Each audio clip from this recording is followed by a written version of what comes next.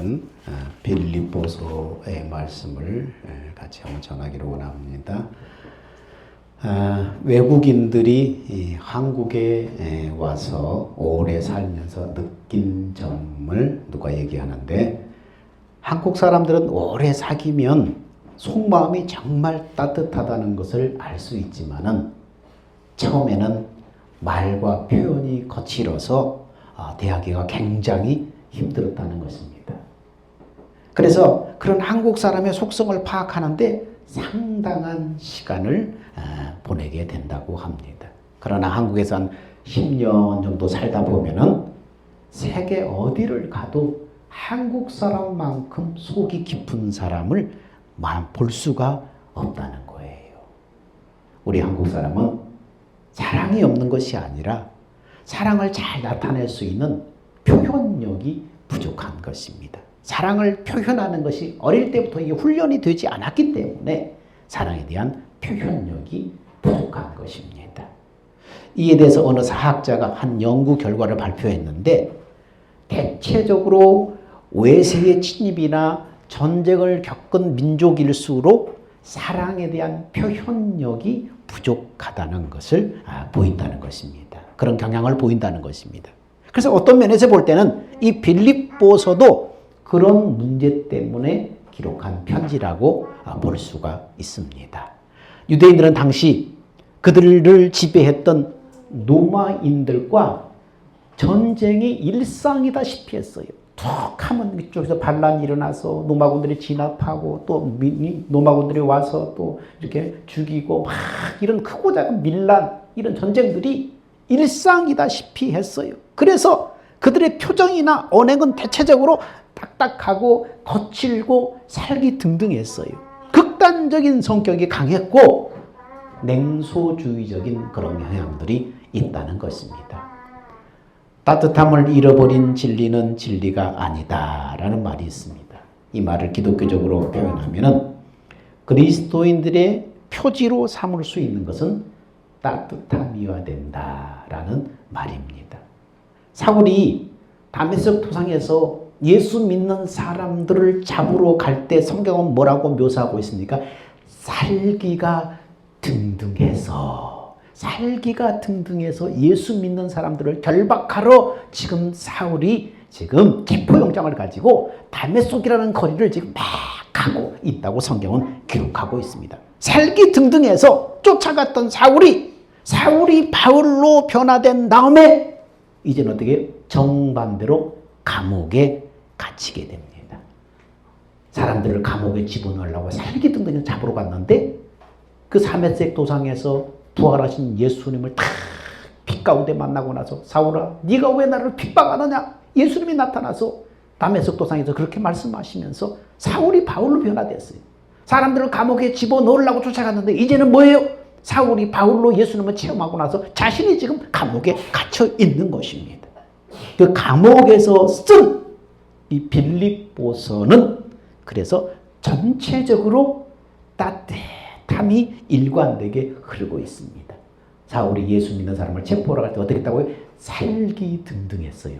근데 예수님을 만나고 나서 빌립보서 쓰는 것을 보니까 어떻게 전체적으로 따뜻함이 이 빌립보서 속에 스며들어 있다는 것입니다. 빌립보 교회도 어떤 큰 환란이나 위기에 봉착해서가 아니라 일상생활 속에 훈련되지 못한 거칠고 서툰 그런 태도 때문에 교회 안에 많은 잡음들이 일어났어요. 그래서 이것을 직시한 바울이 감옥에서 빌립보 교회를 향해서 바로 이 편지를 쓴 것입니다. 이것을 우리가 염두에 두고 오늘 본문 말씀을 하나하나 살펴보기를 원합니다. 빌립보 교회가 태동하게 된 배경을 사도행전 16장에는 이렇게 말씀하고 있습니다. 빌립보 교회가 어떻게 생겼는가, 어떻게 태어나게 됐는가? 사도행전 16장 12절에 우리가 한번 읽어볼까요? 자, 시작. 거기서 빌립보에 이르니 이는 마게도냐 지방의 첫 성이요 또 로마의 식민지라. 이 성에서 수일을 유하다가 안식일에 우리가 기도할 곳이 있을까 하여 문밖 강가에 나가 거기 앉아 모인 여자들에게 말하는데, 두아디아시에 있는 자색 옷감 장사로서 하나님을 섬기는 누디아라 하는 한 여자가 말을 듣고 있을 때 주께서 그 마음을 열어 바울의 말을 따르게 하신지라. 예, 빌립보 교회가 이렇게 해서 시작된 거예요. 원래 바울은 아시아 쪽으로 선교를 가기를 원했어요. 그런데 하나님이 바울에게 마게도냐 사람이 오라고 손짓하는 환상을 보여주심으로써 아시아로 가려던 그 길을 막으셨어요. 이 환상을 가지고 많은 기독교인들은 그때 바울이 선교의 물줄기를 아시아로 틀었다면은 세계 역사가 또 한 번 달라졌을 것이다. 사람들이 그렇게 얘기를 합니다. 근데 성경에 보면은 아시아 쪽에는 누구를 보냈어요? 베드로를 보냈어요. 베드로를. 그래서 베드로전서에 보면 베드로가 본도, 갈라디아, 갑바도기아 같은 아시아권에 들어가 있는 것을 보습니다. 하나님이 아시아를 홀대하신 것이 아니고 유럽 쪽에는 사도 바울을 보냈고 아시아 쪽에는 베드로를 보낸 것입니다. 각자의 그 은사에 맞게 하나님이 보내신 것입니다. 자, 바울이 하나님의 뜻에 순종해서 이른 곳이 어디라고 말합니까? 12절을 보니까 거기서 빌립보 이르니 이는 마게도냐 지경 첫 성이요 로마의 식민지라 이렇게 이루어가고 있어요. 여러분 바울이 지금 하나님 뜻에 순종해서 지금 한 꿈의 환상 가운데 지금 마게도냐 사람을 통해서 하나님이 아시아로 가는 길을 막으시는구나 이렇게 말하고 이게 이제 딱 마게도냐 지방으로 왔는데 이른 것이 마게도냐 지방의 첫 성인 빌립보라 이렇게 기록하고 있습니다. 여러분 이 첫 성이라는 말은 무슨 의미로 여러분 봤습니까? 마게도냐 지방의 첫 성이요. 우리가 보통 얘기할 때는 마게도냐에 도착해서 첫 번째 만난 성이구나 이렇게 생각하는데 그 뜻이 아니에요.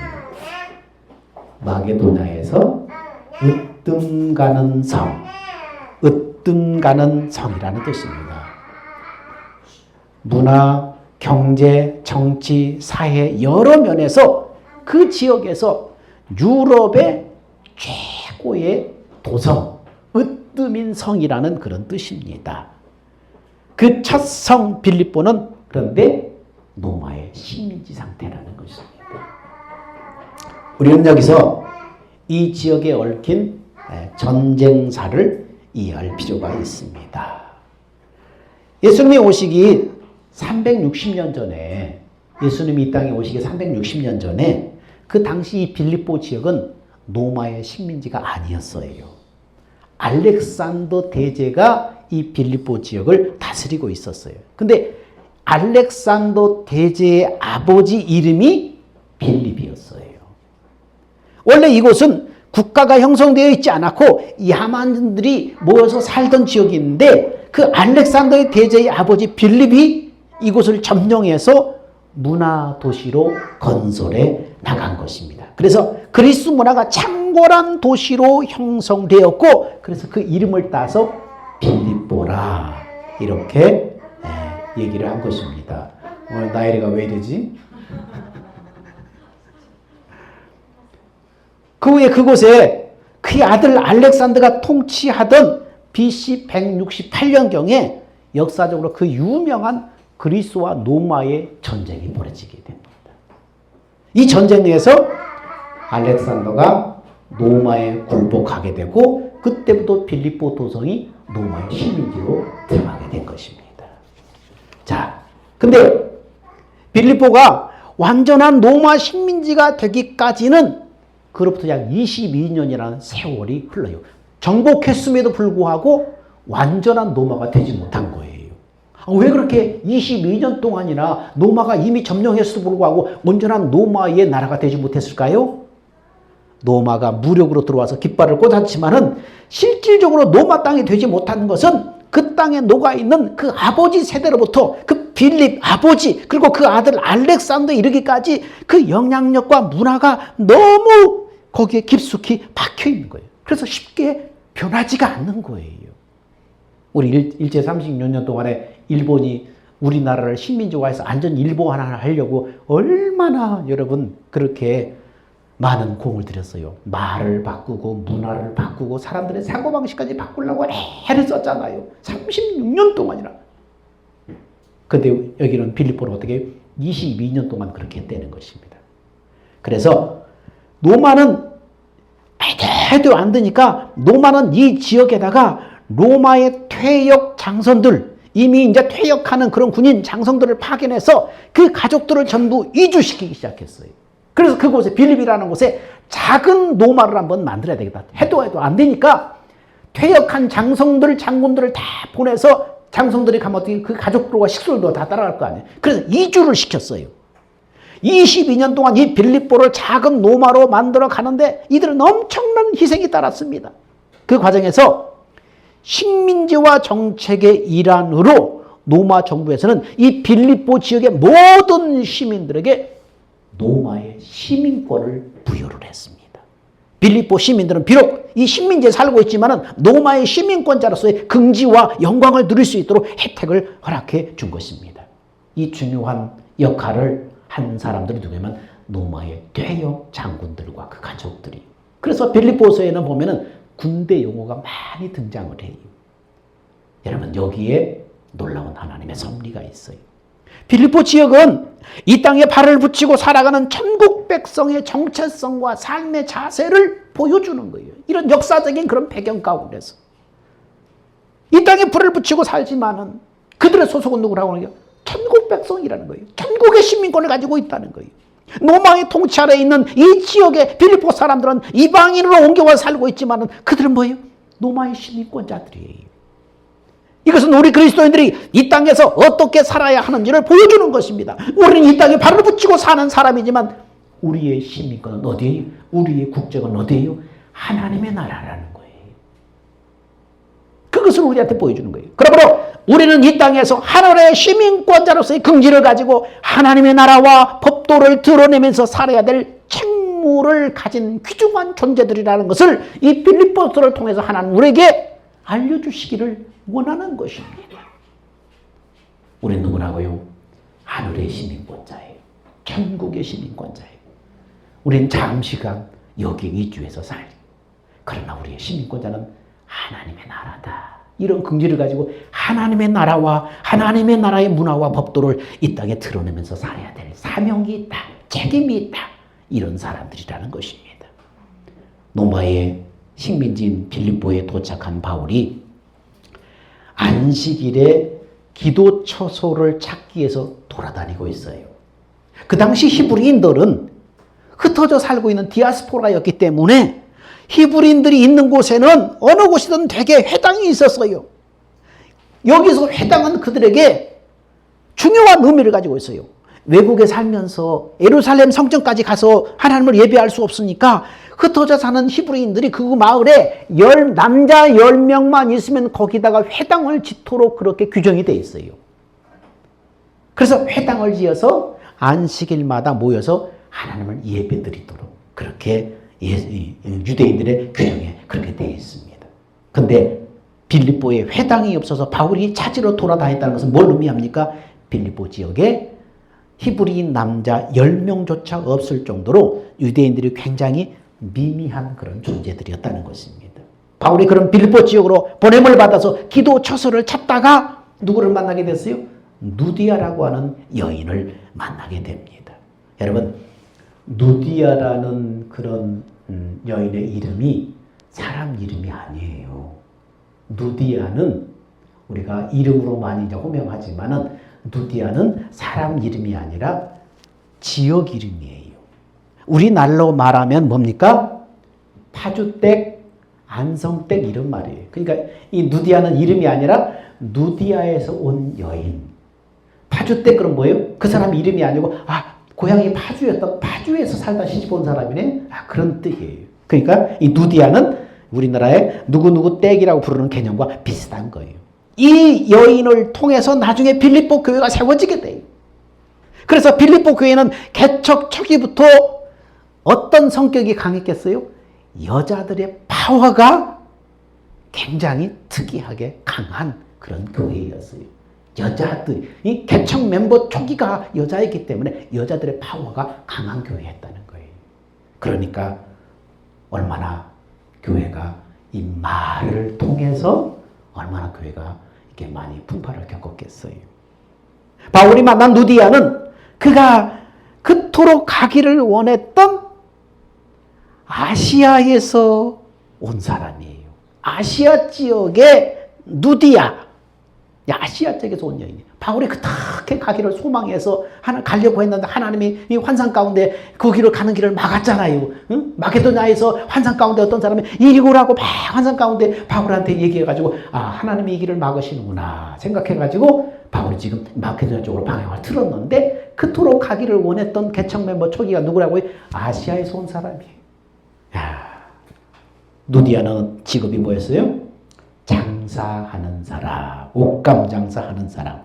여러분, 여자가 그 시대에 무역업을 하면서 살아간다는 것은 이 여자가 얼마나 탁월한 능력을 갖춘 그런 여자인가를 알 수가 있지요. 이 누디아라는 여인이, 여자가 정말로 그 당시에는 인권이나 인격이나 뭐 이런 거에 대해서 대접받지 못한 그런 시대였잖아요. 근데 여자가 무역업을 하면서 이 돌아다니면서 이 장사를 했다는 것은, 나라와 나라를 돌아가면서 무역하며 장사했다는 것은 대단한 리더십과 능력을 갖춘 여자라는 것을 말해주고 있습니다. 하나님은 이 누디아를 사용하시는 거예요. 그러면 당시에 옷감 장사던 누디아가 빌립보에 온 목적이 뭐예요?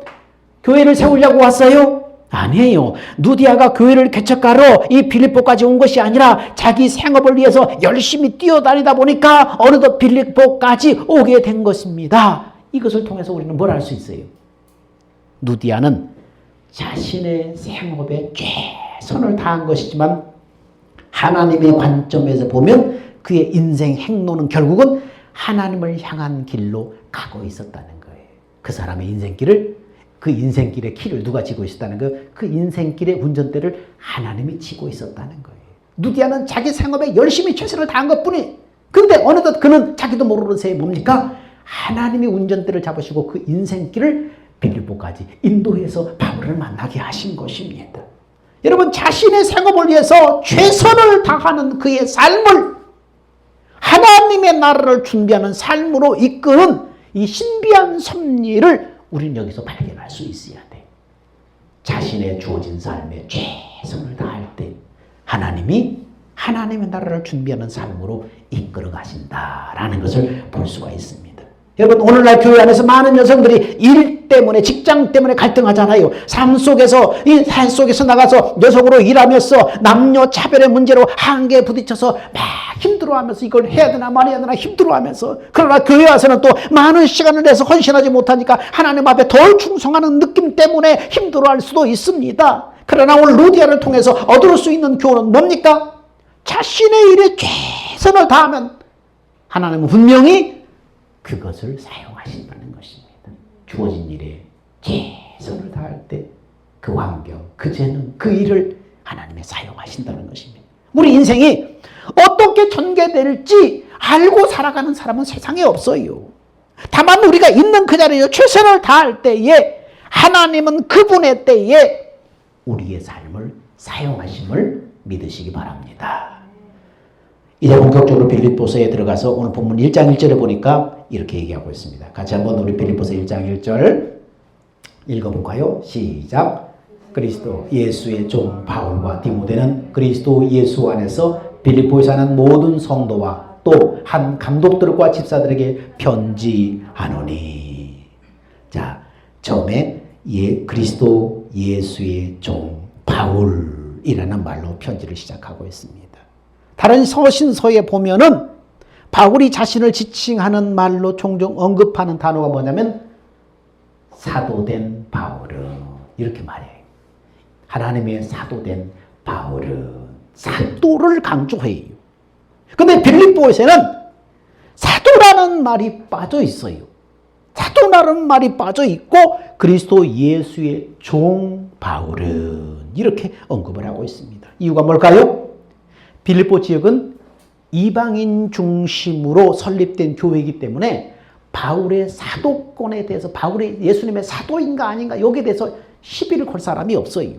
그러므로 바울 자신이 사도의 직분의 정당성에 대해서 사람들에게 일부러 항변하거나 해명할 필요가 없는 거예요. 유대인들이 많은 교회들은 어떻습니까? 예수님 앞에 직접 가르침을 받았거나 사도로 임명된 사람만을 사도로 인정했기 때문에 그렇지 않은 바울은 사도가 아니다. 사도권에 대해서 막 시비를 거는 사람이 많았어요. 근데 바울은 어떻습니까? 어디서 예수님 임명해 주셨어요? 다메섹 도상에서. 다메섹 도상에서 이 도로 한복판에서 부활의 예수님을 직접 만났고 그 예수님으로부터 사도로 부르심을 받았기 때문에 명백한 사도인 거예요. 사울이 바울로 다메섹 도상에서 부활의 예수님을 만나고 나서 빛 가운데 예수님을 만나고 나서 그 예수님이 사도로 부르신 것입니다. 바울이 자신의 사도임을 분명히 한 것은 여러분 자신의 권위를 인정해달라는 말이 아니에요.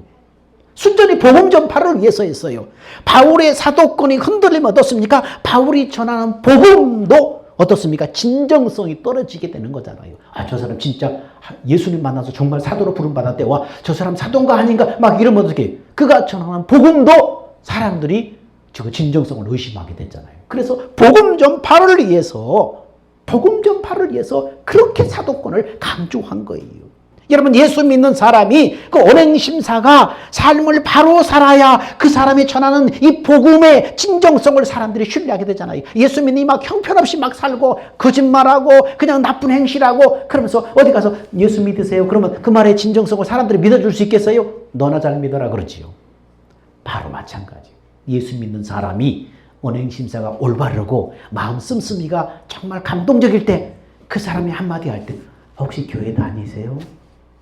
그러면은 마음이 열리지. 아니요. 옛날에 어릴 때 교회를 나가봤어도 아니요 교회 안 다니는데요. 딱 이러죠. 고약한 사람 만나면. 그러나 마음이 열리면 그 사람한테 벌써 사람 인격적으로 감동을 받았으면 혹시 교회 다니세요? 제가 어릴 때 다녀봤어요. 어떻게든지 한번 같이 엮이고 싶으려고. 이렇게 마음이 열리잖아요. 바울도 이 사도권에 대해서 그런 거예요. 어떻게든지 복음의 진정성, 사람들한테 복음을 전할 때 사람들의 신뢰를 얻고 그 복음을 받아들일 수 있도록 하게 하려고 사도권에 대해서 이렇게 강조를 한 것입니다. 바울이 이제 자신을 누구로 소개하고 있습니까? 그리스도 예수의 종 바울을. 누구라고요?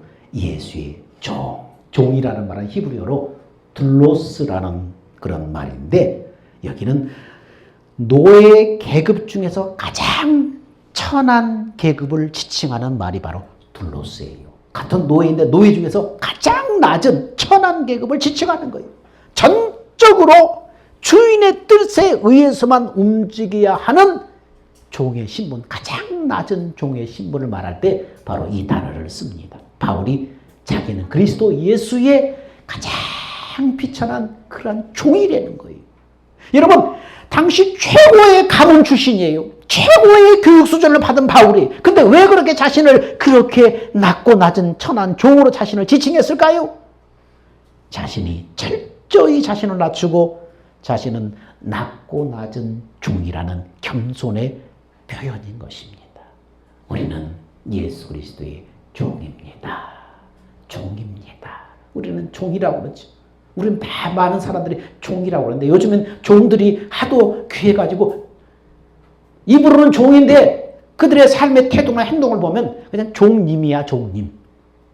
가장 비천한 아무런 권리도 자격도 없습니다.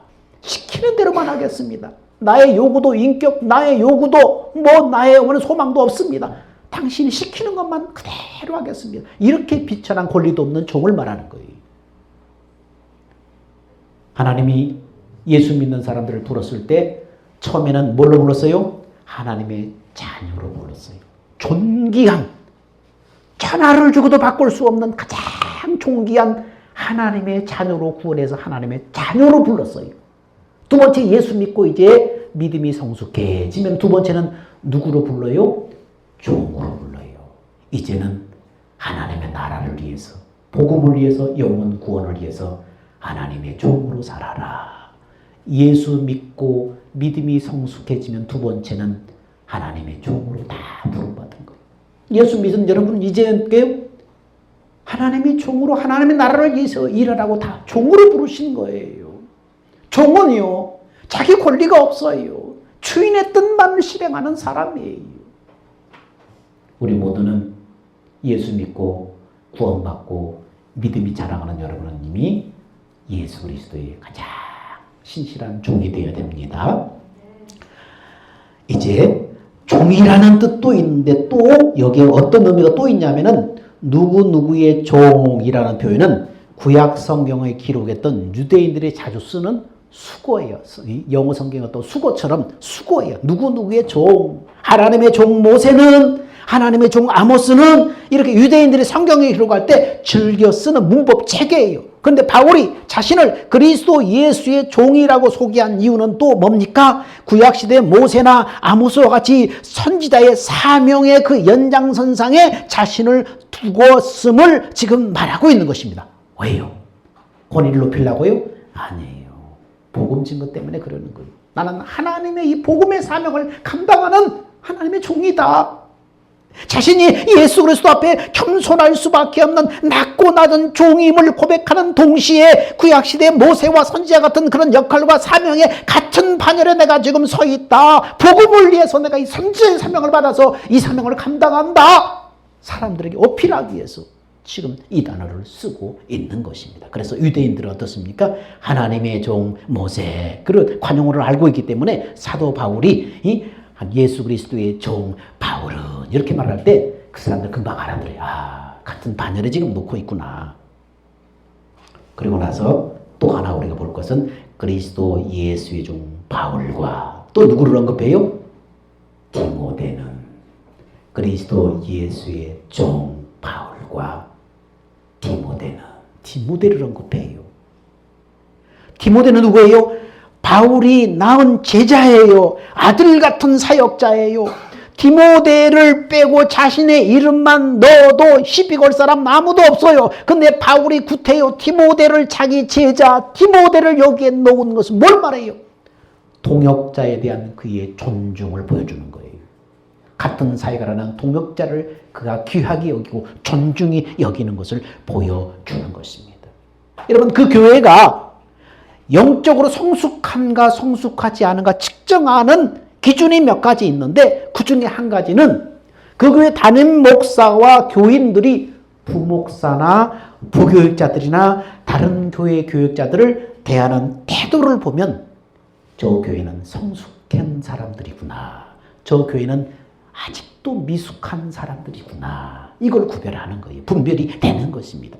여러분, 크고 강한 것이 선이고 정의라고 생각하는 것은 여러분 세상의 논리예요. 세상의 가치관이에요. 근데 그 교회가 어떻습니까? 우리 담임 목사만 최고로 알고 다른 사람들은 그냥 개무시하고 그럼 어떻게? 아, 이건 미숙한 믿음이 아주 덩치만 컸지 아주 미숙한 어린애들이구나. 여러분, 그렇게 영적 성숙을 판단하는 것입니다. 성숙한 교회일수록 모든 목회자들을 한결같이 존귀 여기고 귀히 여기는 것입니다. 여러분들은 우리 교회 목사님뿐만 아니라 다 하나님의 종으로 부름받은 사람들을 여러분은 한결같이 귀히 여기고 존중하는 하나님의 사람들이 다 되기를 축원합니다. 바울이 그다음에 언급하는 것은 뭡니까? 디모데와 그리스도 예수 안에서 빌립보에 사는 모든 성도와 또한 감독과 집사들에게 편지하노니. 여러분, 이 말 한마디 한마디에 다 왜 이 사람을 앞에 배치했는가 뒤에 배치했는가 이게 다 바울의 뜻이 있어요. 의도가 있어요. 그래서 이 바울의 의도와 그 마음을 지금 보면서 우리는 교훈을 받는 거예요. 바울이 지금 성도와 지도자 그룹을 언급하는데 여기에 순서가 있는 것을 발견합니다. 교회에서 가장 중요한 기초적인 구성원은 누구입니까? 성도예요. 성도가 모여서 교회가 되는 거예요. 교육자들은 그 성도를 위해서 부름받은 사람들이에요. 그러므로 목회자를 무시해서도 안 되지만 목회자를 우상화해서도 안 되는 거예요. 그런 극단적인 태도는 교회를 망하게 하고 타락하게 만드는 거예요. 이단들이 어떻게 해요? 목회자를 하나님처럼 우상화시켜버리잖아요. 그래서 타락해버리잖아요. 부패해버리잖아요. 지도자를 우상화해서도 안 되지만 무시해서도 안 되는 것입니다. 자, 그러면 바울이 교회의 가장 기초인 성도들을 언급한 다음에 그 성도들 뒤에 누구를 언급해요? 지도자를 언급하고 있는데 이유가 무엇인가? 빌립보서에는 이 빌립보 교회는 어떤 일이 있어요? 빌립보서 4장 2절에 보면 이런 말이 나와요. 시작. 내가 유오디아를 권하고 순두개를 권하노니 주 안에서 같은 같은 마음을 품어라. 뭔 일이 있었어요? 이 교회에 분열이 있었다는 것을 말해주는 거예요. 유오디아와 아마 여전도 회장쯤 되는 것 같아요. 유오디아와 순두개를 권하는 주 안에서 같은 마음 한 마음은 품어라. 서로 분열하고 싸우고 그러니까. 네가 잘났네. 그 여자들이 지금 파워가 센데 지금 유오디아 순두개는 다 여자들인데 아마 이 여전도 3여전도 회장끼리 막 붙은 것 같아. 패갈라서. 주 안에서 같은 마음을 품어라. 빌립보 교회에 분열이 있었어요. 교회 연합과 일치의 열쇠는 누가 있어? 직분 맡은 지도자들이 가지고 있어요. 교회 안에 갈등이 생겨도 당회원이나 직분자들이 한 마음으로 연합되어 있으면 분열은 되지 않아요. 교회는 영적인 생명체이기 때문에 성도들 중에 앞장선 이 직분자들이 목회자를 중심으로 같은 마음, 같은 뜻으로 하나 되어 있으면 교회는 자라게 돼 있어요. 성장하게 돼 있어요. 그러므로 각각의 지체들이 몸에 같은 마음, 같은 뜻으로 연합되어야 주님의 몸된 교회인 거예요. 지체가 떨어져 나가서 놀다가 와서 붙고 놀다가 와서 붙으면 안 되는 거예요. 같은 마음, 같은 뜻으로 하나 될 때 이 생명체니까 자라게 되어 있는 거예요. 그래서 바울은 성도들의 이름 다음에 누구를 뒤에다 딱 배치했어요? 지도자들을 배치했어요. 감독과 집사들의 이름을 언급하고 있습니다. 여기서 감독은 오늘날 말씀을 전하는 목회자를 말하는 거예요. 감독과 그 다음에 집사들을 다 배치하고 있어요. 장로님들, 권사님들, 집사님들 다 하나가 되라. 지도자들이 같은 마음 같은 뜻으로 하나 되어서 교회를 하나 되게 하라. 너희가 다 일치하면은 성도들도 분열되지 않는다. 이렇게 지금 다 배치하고 있는 것입니다. 여러분, 한 마음, 같은 뜻으로 하나님의 생명이 흐르는 그러한 산돌교회가 되기를 축원합니다. 1장 2절에 보니까 이제 이렇게 말합니다.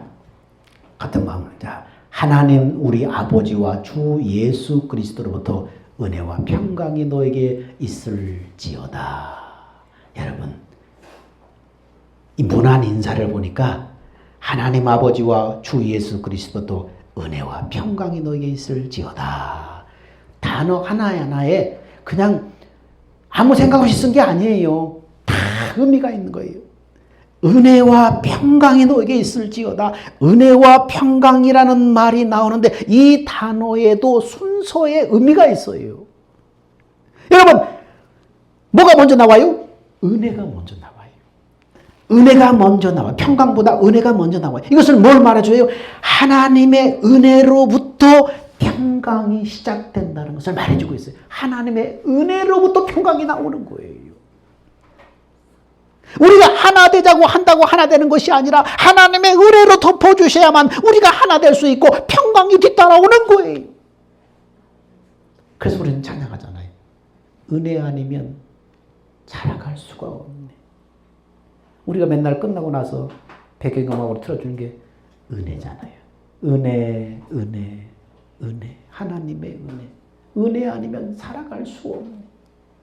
은혜를 입혀주셔야만 하나 되고 은혜를 입혀주셔야만 이 평강이 따라오는 거예요. 평강이란 뜻은 뭡니까? 건강하다. 모든 것이 제자리에 있고 다 연결되어 있다. 무슨 말이에요? 몸속에 혈관이 막힌 데 없이 다 통하고 건강하다는 거예요. 이 평강의 축복. 삶의 모든 것들이 막힘이 없이 다 피가 흐르는 것처럼 그렇게 막힘이 없이 통하고 건강하고 제자리에 다 들어가 있다. 이게 평강이에요.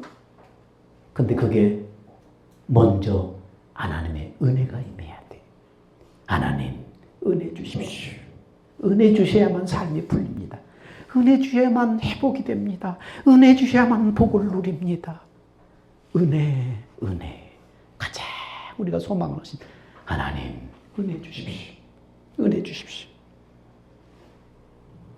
이 하나님의 은혜가 주의 몸된 교회와 여러분의 가정에 강물처럼 임하기를 축원합니다. 그래서 하나님의 평강이 가득해지고 그래서 아름다운 삶의 열매들이 맺혀짐으로 말미암아 이 땅에 여러분이 아름다운 영향력을 끼치는 여러분 되시기를 주의 이름으로 축원합니다. 기도합니다. 사랑과 은혜가 풍성하신 아버지 하나님, 은혜와 사랑을 감사합니다. 우리가 누구입니까? 우리의 몸은 이 땅에 비록 살고 있지만 하나님, 우리의 소속은 하나님의 나라의 시민권자입니다. 하나님의 나라가 우리나라입니다. 잠깐 이곳에 살고 있지만은 이곳에서 하나님의 나라의 사람답게 하나님 우리의 정체성을 드러내게 하옵소서. 이 땅에 영향력을 끼치게 하옵소서. 우리의 말과 뜻과 행실을 통해서 사람들이 우리를 통해서 세상에 하나님의 나라의 영향을 받을 수 있는 그런 삶을 살게 하여 주옵소서. 기도합니다. 하나님 은혜가 필요합니다. 이 땅에 사는 동안 은혜 없이는 살 수 없습니다. 하나님의 은혜로 덮어주셔야만 우리가 하나 되고 하나님의 은혜로 덮어주셔야만 우리의 심령과 삶과 일터 속에 하나님의 평강이 흐릅니다. 모든 것이 막히지 않고 흐르고 제자리에 서게 됩니다. 하나님 은혜 부어 주옵소서. 은혜 아니면 우리는 살 수 없습니다. 은혜 아니면 숨 쉴 수 없습니다. 오늘도 하나님의 은혜를 필요하오니 이스라엘 백성이 광야길에서 매일매일 만나를 먹었던 것처럼 우리는 매일매일 살아갈 은혜가 필요하오니 하나님 은혜 부어 주옵소서. 예배를 드리며 돌아가는 이들의 머리와 가정과 일터 속에 하나님의 은혜를 부어주셔서 하나님의 평강을 맛보게 하여 주시옵소서. 우리의 생명 되신 예수님의 이름으로 기도하옵나이다. 아멘. 다 기립합시다. 주님 다시 오실 때까지.